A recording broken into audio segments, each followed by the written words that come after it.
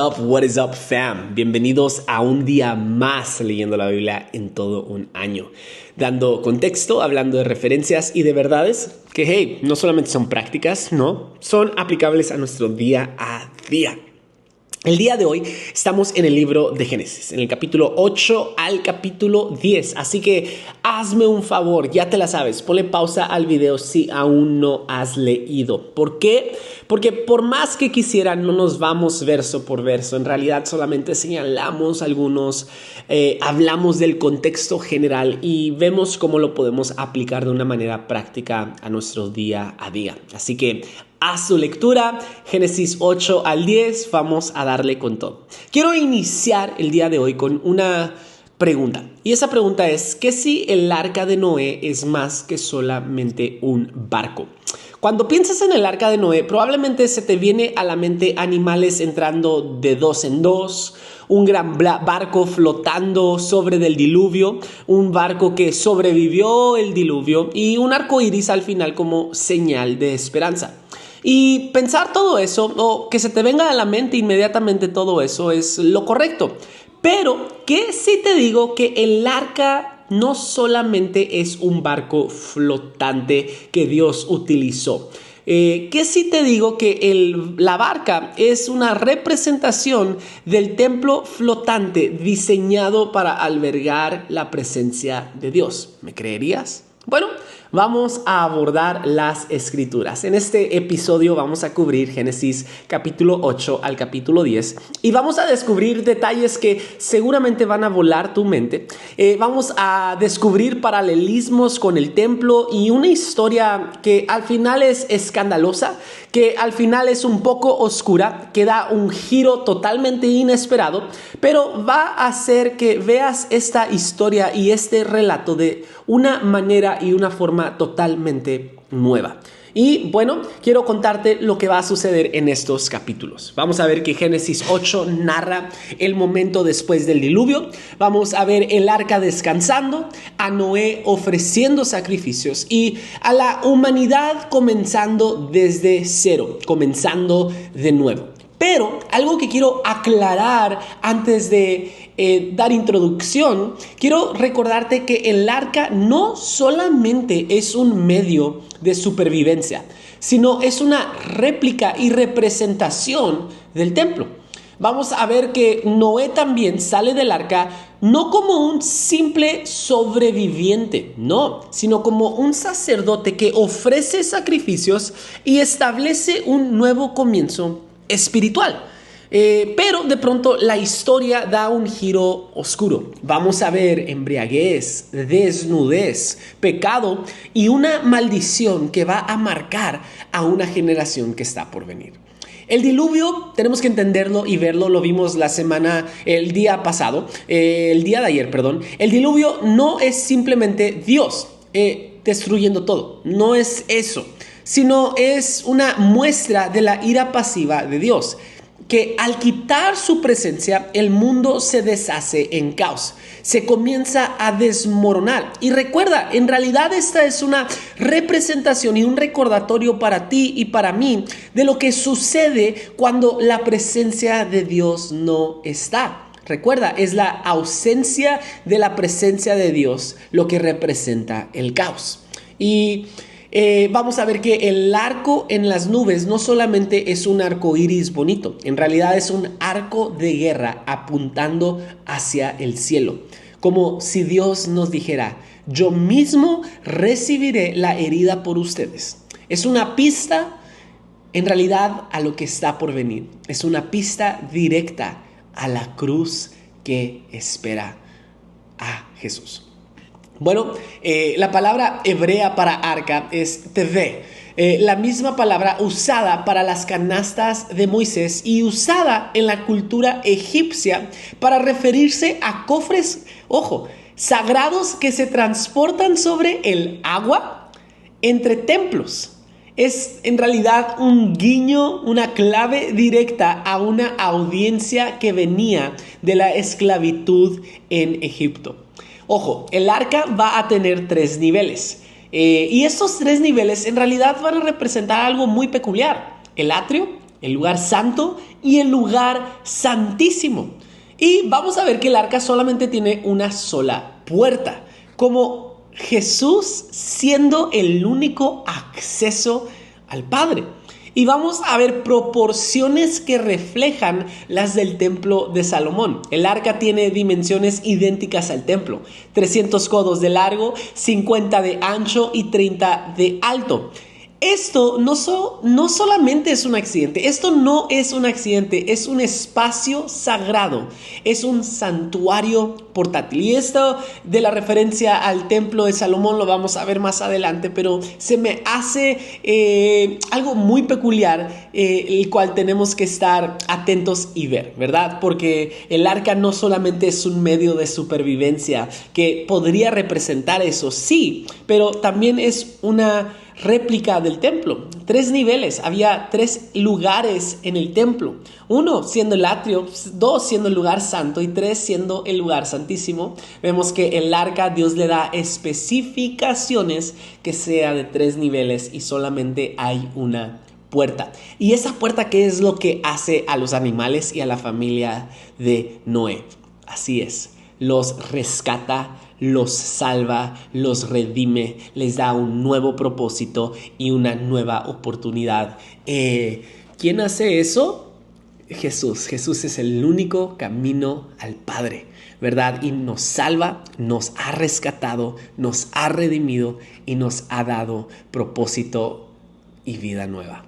¡Wow! ¡Qué chida es la palabra de Dios! Vamos a ver que Noé va a actuar como un sacerdote. Y el hecho de que lo primero que hace al salir de la barca es ofrecer un sacrificio en tierra firme, esto va a mostrar que este acto tiene peso espiritual. Vemos, y la historia nos narra, que luego Noé construyó, al salir de la arca, ¿no? Luego, versículo 20 del capítulo 8. Luego Noé construyó un altar al Señor y sobre ese altar ofreció un holocausto, es decir, un sacrificio, animales y aves puros.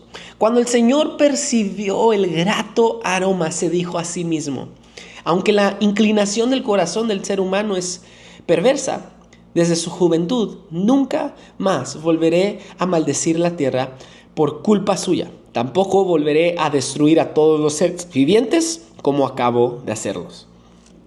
Es una referencia hermosa, ¿no? Y en realidad muestra que este acto tiene peso espiritual. Es un nuevo Génesis, es un nuevo comienzo, pero esta vez va a iniciar con adoración, dando o siendo el primer paso. Ojo, el primer paso de la barca hacia con Noé va a ser, luego construyó un altar y sobre ese altar hizo un sacrificio agradable para el Señor. Verso 18. Salieron pues del arca de Noé y sus hijos, su esposa y sus nueras. 19. También salieron todos los animales, las criaturas que se mueven en la tierra y las aves y todos los seres vivientes que se mueven sobre la tierra, cada uno según su especie. No dice, y luego descansó. No dice, y luego tomó un vasito con agua. No, directamente el primer paso del nuevo comienzo va a ser iniciar con adoración, iniciar con un sacrificio. Algo que Noé representa y algo que vamos a ver a través de Noé es de que Noé va a repetir el patrón de Adán.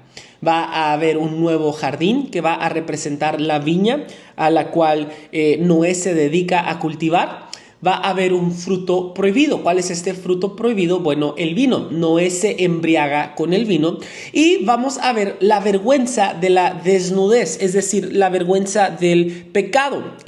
Vamos a ver que la humanidad vuelve a caer, pero esta vez va a ser diferente. Vamos a leer capítulo 9, verso 20 al 24. Noé se dedica a cultivar la tierra y plantó una viña. Un día bebió vino, o sea, el fruto, y se embriagó, quedándose desnudo dentro de su tienda de campaña. El padre de Canaán vio la desnudez de su padre y fue a contárselo a sus hermanos que estaban afuera.